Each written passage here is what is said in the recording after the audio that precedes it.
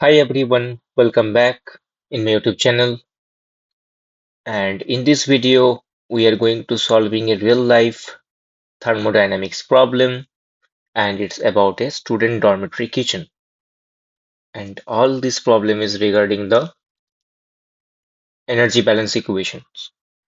And this is not about like memorizing the formulas, it's about thinking like an engineer. And this problem is very important, and many students makes mistake here. So again, I am not going to read out this question. You can just make pause the video and read it out yourself and try to figure it out what is happening and you can solve it. Okay, so now I am going to solve it step by step and we will expose the most common mistakes what the students makes here. Okay, so I hope that you have read out the question here and we have to find the heat power required from the radiator here to maintain the constant room temperature and the hot water flow rate that's need to deliver the radiator to heat the room. So these are the two required things in our question. Okay. So first of all, we have to understand the situation, what is happening here.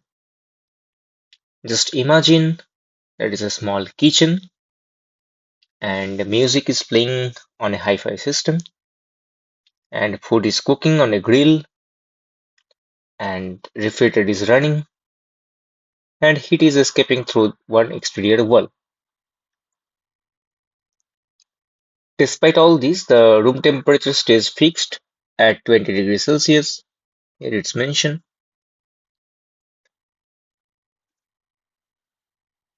And this is very uh, crucial point, like the room is in thermal equilibrium. And it's already mentioned in our first question that we have to maintain constant room temperature. And now we are going to solve it step by step. And before writing the equations, we have to define our system.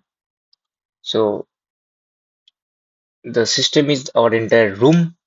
I want to mark it. That is our room and this is our system. And since the temperature is constant, the internal energy of this system doesn't change with the time. So this is a steady state problem. So we know in the steady state scenario, we can write the system upon dt will be 0. That means the total energy entering will be equal to the total energy leaving. And that is the main concerning point here for today's solution. You can write out the basic energy equation here, the system upon dt, just like dw dot, dq dot, and the material dot. That would be 0. And here in our problem, for our first scenario, there is no material transportation and there is no yeah, there is no material transportation for our first scenario. Don't confuse with the second problem that's asks the volume flow rate. For now, the only energy transfer we have to consider with mode of the work transportation and the heat transportation. So if I want to look on the general energy balance for heat, we can write it down as the system upon dt will be the heat goes inside and heat leaves outside. Heat goes outside, yeah, like heat's leaving the system. So first of all, the main part will be identify every heat input inside the system And next one is the identify the every heat loss. Now our first part is every heat input inside the system one by one. And here the work transport will be changing as the heat energy again. We know from our first law of thermal, I already mentioned you in the cyclic process, the total interaction of the heat energy will be remaining same after the cycle, and it will be the work energy. So here, if I want to consider the heat inputs,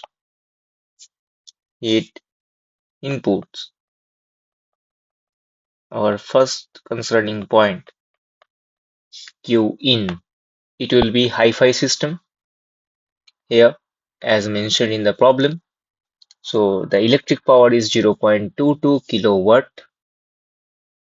If you convert in kilowatt, then it will be 0.22 kilowatt. We are converting in kilowatt because of our unit balancing throughout the system. That would be helpful for us. And inside the closed room, this electric power provided by the hi-fi system will becomes the heat energy. So the entire room will be warms with 0.22 kilowatt. And next one is the chicken grill. You can think the grilling power here. So the heat goes straight into the room air due to the grilling. So this is the grill and it would be heat the room directly with 3.2 kilowatt and it's hitting the room hi-fi system with 0.22 kilowatt. Then the refrigerator, where there is the crucial point. Many students makes mistake here. So inside the room, the refrigerator draws the energy with 0.8 kilowatt and then it rejects 1.6 kilowatt of heat through the condenser. So both processes happens inside of the room, inside of our system. So both raise the room temperature and the total heat or total energy contribution from the refrigerator will be 0.8 plus 1.6 kilowatt. All are happening inside of the room. It draws the energy in from the room and again it's giving the heat energy inside of the room. So total contribution inside the room will be 2.4 kilowatt. Here many students makes the mistake. So now our total heat input is due to the hi-fi system is 0.22 kilowatt and from the chicken grill is 3.2 kilowatt and then from the refrigerator it's 2.4 kilowatt.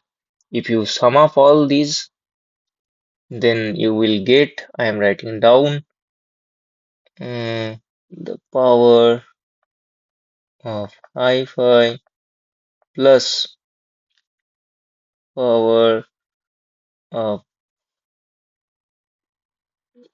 refrigerator, not this one, but this one you have to take the heat input and the grill power is 3.2 kilowatt. So it will be for hi-fi 0.22 plus 2.4 kilowatt due to the refrigeration and the grilling power is 3.2 kilowatt. I hope that you understood the most crucial point regarding the refrigeration here. The refrigerator draws the energy inside of the room, then again it's leaving the heat inside of the room. So total energy contribution of the refrigerator will be 2.4 kilowatt. So all you will get 5.82 kilowatt. And these energy, heat energy is like before the radiator even turns on, the room already gained it. So we have to maintain this room temperature, the same room temperature you have to maintain, and before maintaining the same room temperature, room have already this much of the energy, 5.82 kilowatt. Now, here it's mentioned that the heat escapes only through one wall, and that is 6.60 kilowatt.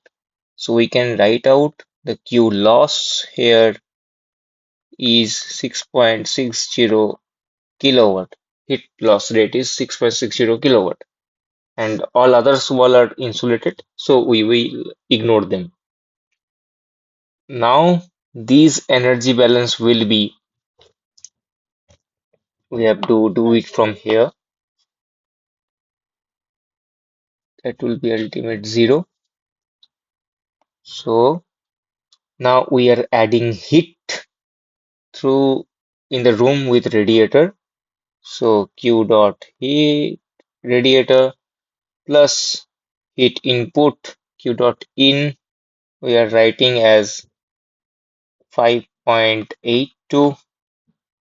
That would be equal to the heat losses Q out. Q out is Q loss, and it would be 6.60. Then you will get Q dot heat will be 6.60 minus 5.82, and you will get 2.38 kilowatt. So this is the minimum heat that is required to heat the minimum heat for required to hold the room temperature at 20 degrees Celsius. So the final answer is 2.38 kilowatt. So we have solved our part A. Now the part B, they have asked,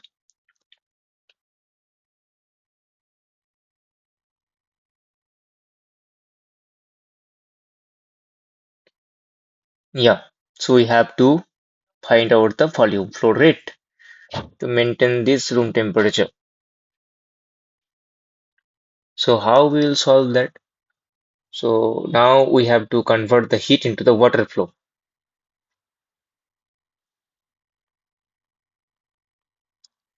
So we know the heat equation is m dot Cp delta D. And here we have to convert the heat into the water flow. So we have to find out the mass flow rate first, then we can find out the volume flow rate. So the mass flow rate will be the Q dot divided by Cp delta T. And here this Q dot is the radiator heat. So that is 2.38 kilowatt. This much heat is provided by the radiator. So 2.38 kilowatt means 2380 watt, and Cp is mentioned as 4.4180 joule per kg Kelvin. So directly write down that. And delta T is 10 Kelvin.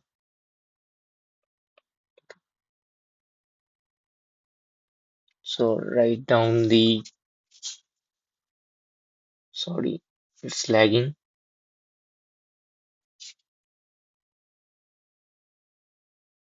Yeah, joule per kg Kelvin, and it's Kelvin. So Kelvin, Kelvin cross, and it's kilojoule per kg.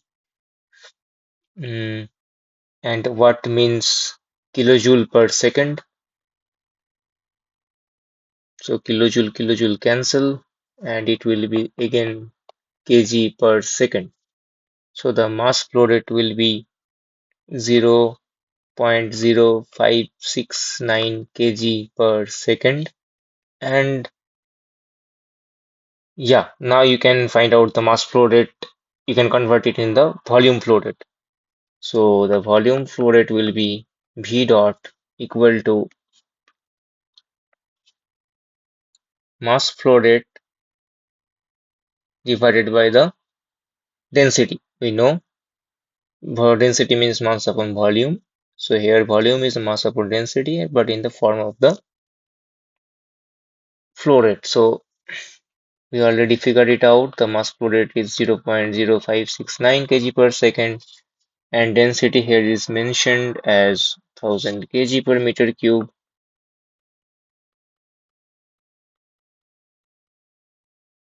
So the volume flow rate unit will be meter cube per second, and it would be become 5.69 into 10 to the power minus 5 meter per second.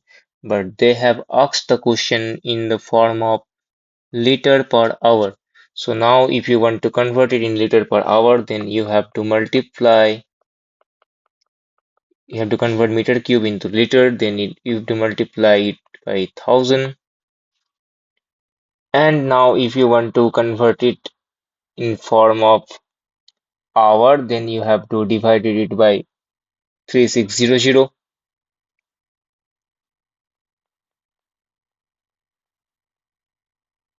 Then you will get liter per hour.